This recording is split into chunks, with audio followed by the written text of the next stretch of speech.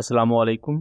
Welcome to conflict card. दोस्तों आज की वीडियो छोटी ही हम रखेंगे क्योंकि मेरी तबीयत भी कुछ नासाज है और आज का टॉपिक लेकिन बहुत ही ज़्यादा अहम है। रिसेंटली BLA यानी कि बलोच लिबरेशन आर्मी की तरफ से एक रिसेंट प्रेस रिलीज जारी की गई जिसमें ये कहा गया है कि पाकिस्तान ने अफगानिस्तान के अंदर जो स्ट्राइक्स की और पाकिस्तान आर्मी ने जो रिस्पॉन्स लॉन्च किया अफगानिस्तान के 11 अक्टूबर के अटैक के बाद, उन अटैक्स में अफगानिस्तान में जो तालिबान अपनी जान गवा बैठे या TTP के टेररिस्ट अपनी जान गवा बैठे वो तो एक साइड पर, लेकिन BLA का ये कहना है कि उनके भी 10 फाइटर्स अपनी जान गवा बैठे जो कि मोस्ट प्रोबेबली एक अफगान तालिबान के मिलिट्री बेस में मौजूद थे। तो ये अपने आप में कितना बड़ा कंसर्न है पाकिस्तान के लिए, और ना सिर्फ पाकिस्तान के लिए बल्कि जो खित्ते के दूसरे कंट्रीज है उनके लिए भी। और BLA का ओपनली ये चीज कहना कि हमारे 10 फाइटर्स मारे गए जिनमें इनके कमांडर असद इलियास अमीर भी शामिल थे और दूसरे फाइटर्स भी थे, ये ना सिर्फ TTP और BLA के दरमियान के उस नेक्सस को शो करता है बल्कि उसके साथ साथ अफगान तालिबान की जो एक आइडियोलॉजिकल स्टैंडिंग है कि वो एक रिलीजियस जमात के तौर पर अपने आप को प्रेजेंट करते हैं, अपने आप को इस्लाम का रिप्रेजेंटेटिव कहते हैं इस खित्ते में, ये उसको भी एक्सपोज करता है। और किस तरह पाकिस्तान मिलिट्री की इन स्ट्राइक्स की वजह से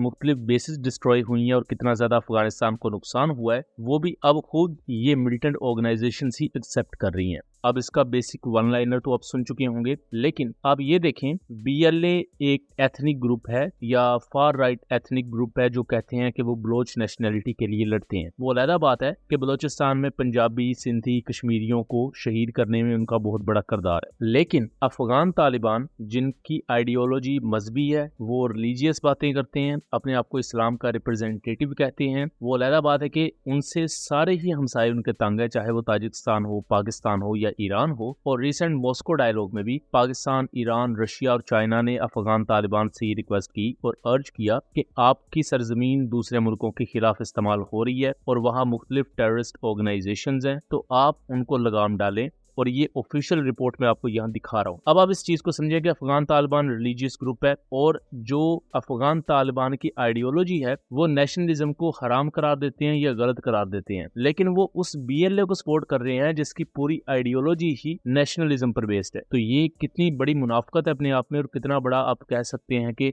तजाद है अफगान तालिबान की आइडियोलॉजी में और जो वो कर रहे हैं BLA को अफगानिस्तान में हाइड आउट्स देके। और इससे पहले भी ये चीजें मौजूद हैं, आप ये इंटरनेशनल मीडिया की रिपोर्ट देखें जो इस चीज को कंफर्म करती है कि TTP और BLA एक नेक्सस में काम करती हैं, इवन दो कि TTP और BLA भी आइडियोलॉजिकली एक दूसरे से 180 डिग्री डिफरेंट है और दोनों एक दूसरे की आइडियोलॉजी को गलत कहते हैं नजरियाती बुनियादों पर, क्योंकि जो BLA है वो नस्ल परस्ती की बुनियाद पर काम करती है और TTP और अफगान तालिबान मजहबी पसंदी के नाम पर काम करती हैं। तो दोनों के नजरिया डिफरेंट है, बट चूंकि इनके हैंडलर्स सेम है जिनसे अफगानिस्तान के फॉरेन मिनिस्टर मिलकर भी आए और उनको मिलने के बाद यानी कि इंडियन फॉरेन मिनिस्टर से, तो जैसे ही उनसे मुलाकात हुई वैसे ही पाकिस्तान के खिलाफ एक अटैक लॉन्च कर दिया। और अब उस पर भी फेस सेविंग इस तरह दी जा रही है कि मुख्तलिफ जो पाकिस्तानी सोल्जर्स की कुछ गन्स इन्होंने कैप्चर की हैं वो दिखाई जा रही है, जो पाकिस्तानी सोल्जर्स 23 के करीब शहीद हुए थे। लेकिन ये भूल चुके हैं कि जो 20 से ज्यादा पाकिस्तान ने अफगानिस्तान के मिलिट्री बेसिस डिस्ट्रॉय किए हैं और मिलिट्री पोस्ट डिस्ट्रॉय की हैं एज वेल एज कुछ कैप्चर भी किए हैं, उन पर वो बात नहीं करेंगे बिकॉज पाकिस्तान ना सिर्फ उनके विजुअल्स रिलीज कर चुका है बल्कि अब वो इवन इंटरनेशनल मीडिया भी रिकग्नाइज कर चुका है कि पाकिस्तान ने मल्टीपल एरिया अफगानिस्तान का और मल्टीपल पोस्ट कैप्चर किए हैं। लेकिन BLA का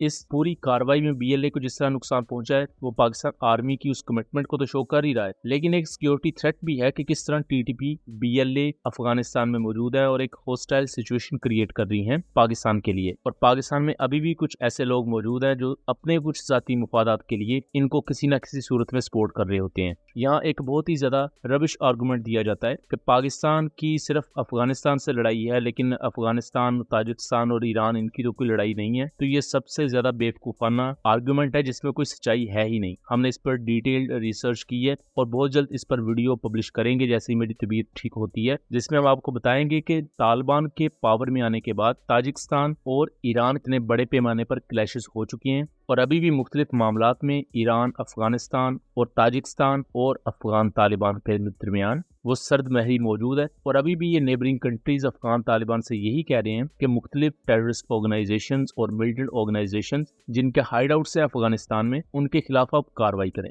सो दोस्तों ये था एक एनालिसिस। उम्मीद करता हूँ चीजें क्लियर रही होंगी। वीडियो पसंद आई हो तो इसे ज्यादा से ज्यादा शेयर कीजिएगा ताकि इस तरह की मजीद इन्फॉर्मेटिव वीडियोस हम आपके लिए लेकर आ सके। मिलेंगे अगली वीडियो में, तब तक के लिए अल्लाह हाफिज।